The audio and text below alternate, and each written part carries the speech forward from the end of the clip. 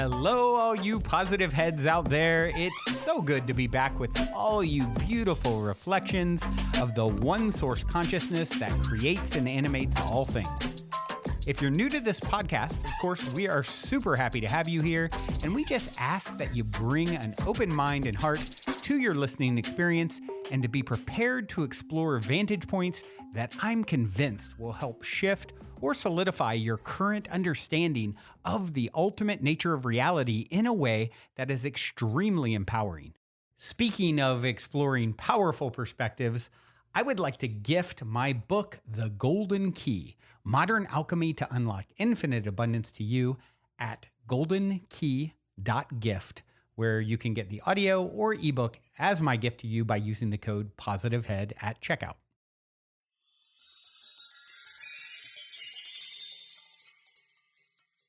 All right, all you positive heads, welcome one and all. I am super excited to be back with you today on this magical today. I'm a little extra excited to be back because I survived my Hawaii trip. On Tuesday and Thursday, you heard about all the amazing and wonderful things. And of course, this trip was amazing and magical and wonderful. And I am lucky to get myself out alive. On one of these days, I decided to go out and swim in the ocean. And we were in a place called Hanalei Bay. If you've heard of Hanalei before, maybe you've heard the song Puff the Magic Dragon. Well, we were in Hanalei Bay, and this is a beautiful area of Kauai. I was sitting there and we thought, let's go into the water. It looks nice and calm. Well, a friend and I get out into the water and it didn't stay so calm. The waves started to come a little faster, a little bigger, and as we tried to get ourselves out, one took us down, and pretty hard. So we got roughed around and tumbled around in that rip curl for a minute. We got up and got ourselves out. Wasn't the easiest thing to do because as we were trying to do that, the waves just kept coming and getting bigger and bigger. So I consider myself extra lucky to be back, extra lucky to be alive, very happy to be here. My life was not taken by Hanalei Bay that day. I did not join Puff the Magic Dragon in his cave, in his ocean, whatever you want to call it. I stayed here in 3D reality, in the reality that we call reality.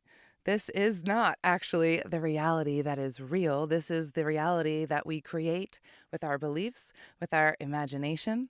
And really, we are creating with our imagination, our magic in our mind.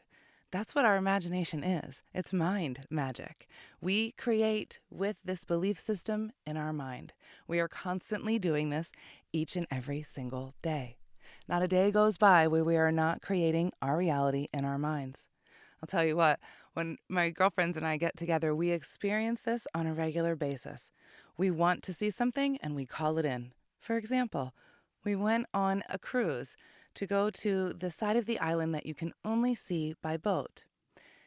This cruise was lovely for me for the first about hour and a half until the sea kind of got my belly a little bit. But right before that happened, we had thought about seeing dolphins, and we wanted to see the dolphins. And it's not the time of year to see the dolphins. It's not so common. And the captain said about 5% of the trips they go on, they'll see dolphins. And our crew said, well, we'd like to see some dolphins. So we asked the dolphins to come. And what do you know? The dolphins came. Of course they did. Because we asked, because we saw, because we imagined, we intended, and we believed that they would. And so they arrived. And this is how reality is done. You create with your thought, with your speech, with the way you go about each and every day. And each and every day we were in Hawaii, we had some really interesting experiences. For example, we happened to go to the largest coffee plantation in the U.S., in Kauai, on National Coffee Day. What kind of a coincidence is that? We really thought for a second that, every day must be National Coffee Day here at this coffee plantation. But no, that was not the case. We just happened to go on National Coffee Day. Fun little things like this happen when you're slowing down and just going with the flow, staying in the present, and being aware that you are creating your reality in every single thought, in every single step, in every single moment. And to be aware of the thoughts, the words that you are thinking, that you are speaking. These are the things that are manifesting this reality into place. And so I had a question that came up from a client of mine that ties into all of this. And I thought I would share it with all of you because this is a question that I know many, many, many people are wondering and go through. I certainly know that I did. In this process of learning to understand your intuition, your higher guidance, listening to your higher self, and trying to discern those thoughts from your conscious mind thoughts. We all have these two little voices in our head. I'm always talking about these little voices, the devil on one shoulder and the angel on the other side. And it's up to us to make those discernments as to which voice we're listening to, which voice inside our head that we want to believe, which one we want to trust. And along this process, this conscious mind part, this devil part, loves to be louder.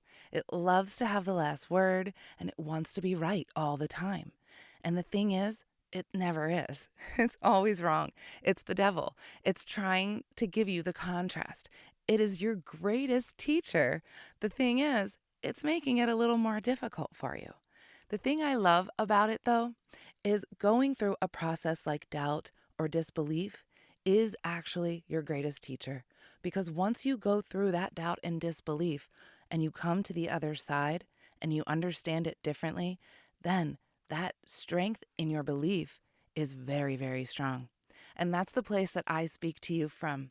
I started doubting my intuition, having no understanding of really what it was.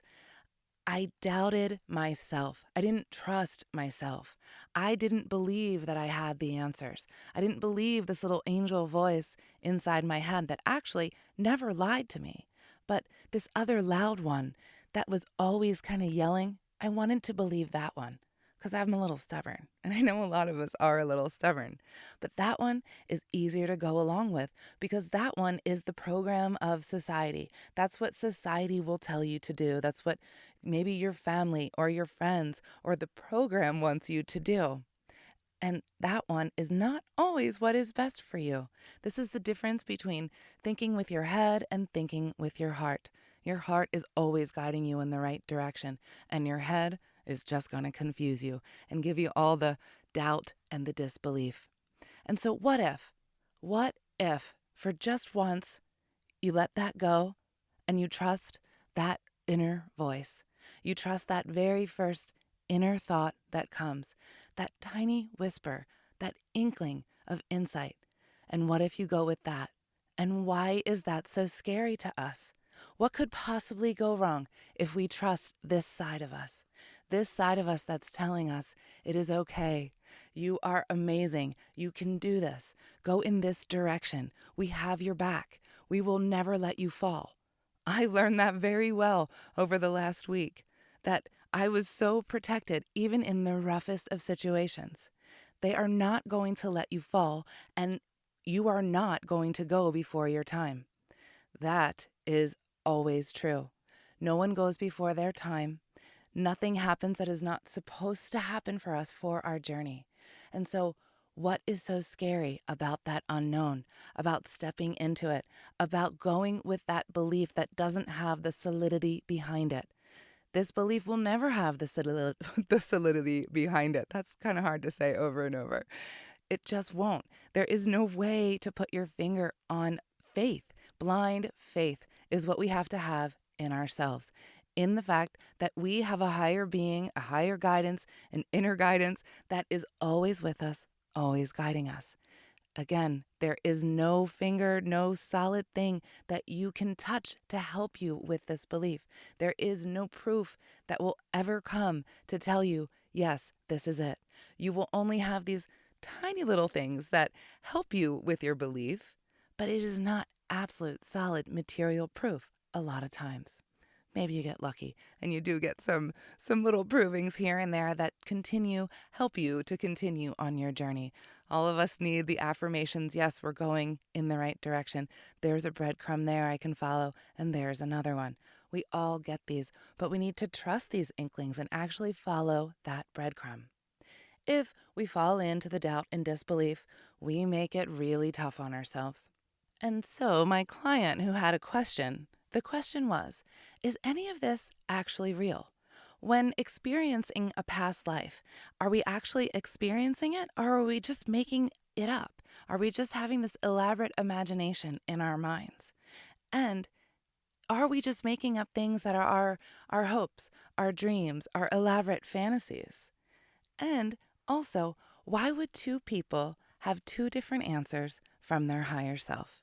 Now, this happens all of the time, I have to say. And this is a really quick answer to just that simple question. Then I'll get back to the others.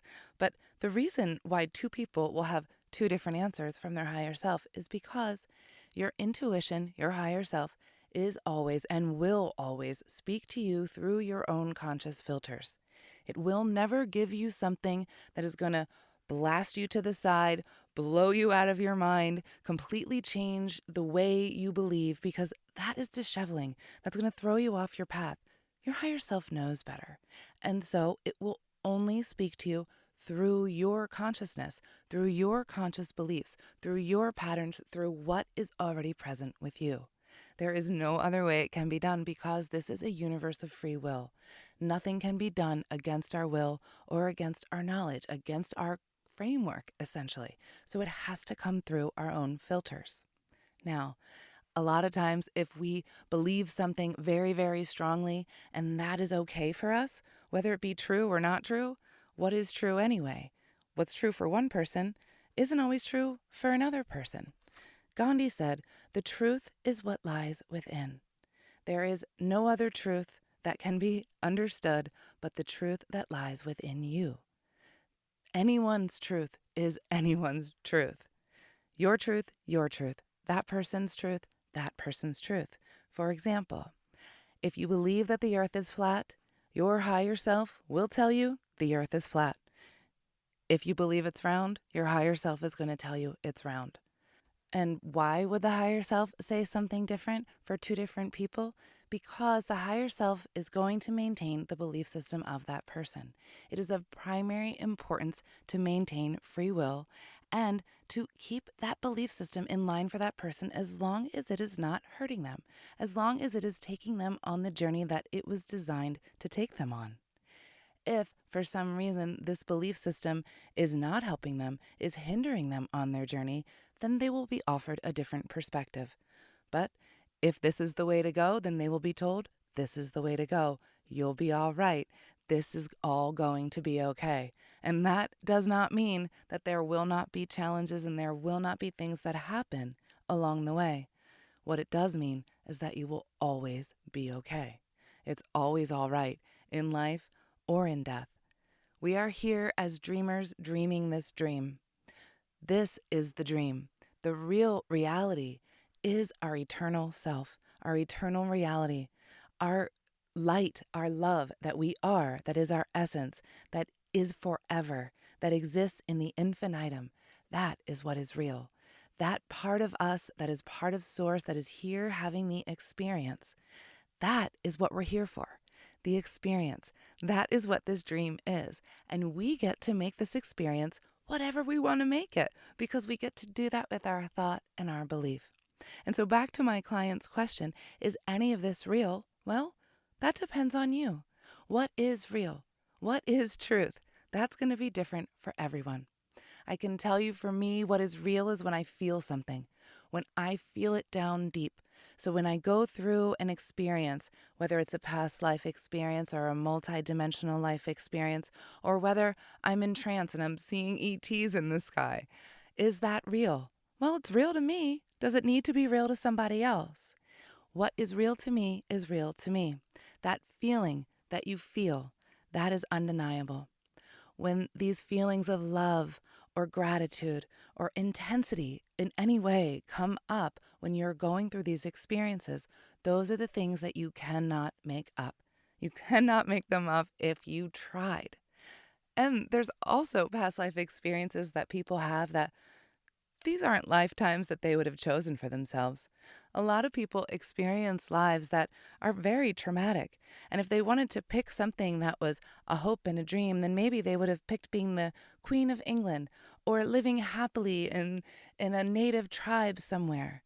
But that's not always what happens. What normally happens is people get the scenario that they need in that exact moment in time. Everyone is always being given, each of you, every single day, you are always being given the experience that you need in the moment. Your higher self's always speaking to you, showing you signs and symbols in the universe, in your mind, constantly speaking to you to guide you along this way. And so, this is what happens when you go into a trance state or experience a past life regression. You get what you're supposed to at that time. And if at that time you decide to doubt or disbelieve after you've been told, what happens is it gets harder. Because now you know, and now you have a greater responsibility to understand, to behave, to believe in that way. When we don't, then it's like the waves come crashing harder and harder at us. That spiritual 2x4 becomes even more necessary because we know, and now we're ignoring it. We're not trusting, and that's all we need to do. Trust in ourself, belief in ourself, because what's the harm in that?